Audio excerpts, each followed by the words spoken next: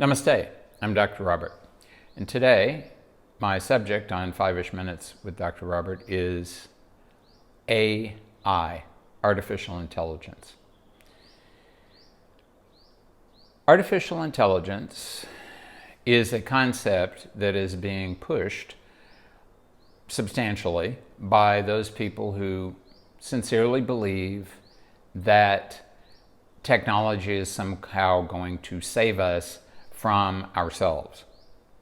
I think personally that this is a delusion. I think that we should not be expecting something that we ourselves are producing is going to take away from us the responsibility of being in charge of what we are doing.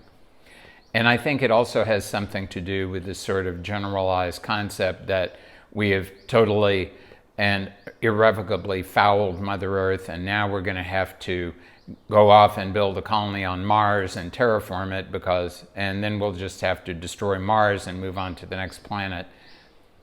I don't believe that this is at all feasible for the same reason that I don't believe that actual artificial intelligence is possible. And I do not believe that because human beings exist and are sane because we are always, with all 5 of our senses, interacting with the environment. Even when we're asleep, pressure, hearing, they are giving us smell. We're getting information from the outside all the time that is informing us that we're individuals in the context of a very large external ecosystem. In order to get AI to actually be artificially intelligent, it would have to replicate not just what an individual can do, but what everything else in the environment of that individual can do. I don't see that happening. What I do see happening is kind of like what is already happening with ChatGPT, for example, which I myself have tried out and used in the context of the prologue to a book that I'm writing right now. It's very interesting in the sense that it can crawl through the web and it can pick things together and it can put them together in such a way that it gives the semblance of a human having done it. But it is only a semblance. It's only a reflection. It's only the simulacrum of intelligence performing the activities that actual human intelligence can perform.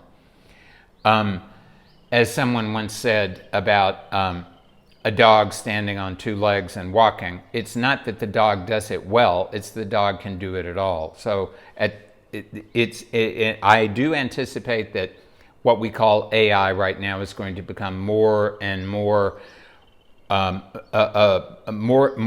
refined and better able to reflect the kind of creativity that we as humans are able to perform. And I think that will bring its own challenges in its wake, because as works of art and as pieces of writing are created that are being generated solely by software and quite possibly having employed the works of someone who is an original artist and simply changing them around a bit and generating new works that appear to have come from that person. We will, of course, and I'm saying this as an author, naturally I'm kind of sensitive about it, we will, of course, be generating things without paying attention to the intellectual property rights of the original creators who provided the inspiration to that so-called AI to produce what it's going to produce. This particular can of worms is already open and the worms are crawling out, but I think that is all the more reason that all of us need to be very, very alert as this new challenge to human intelligence and originality moves out into the world around us. This is Dr. Robert, wishing everyone to please pay attention to what it means to be truly human.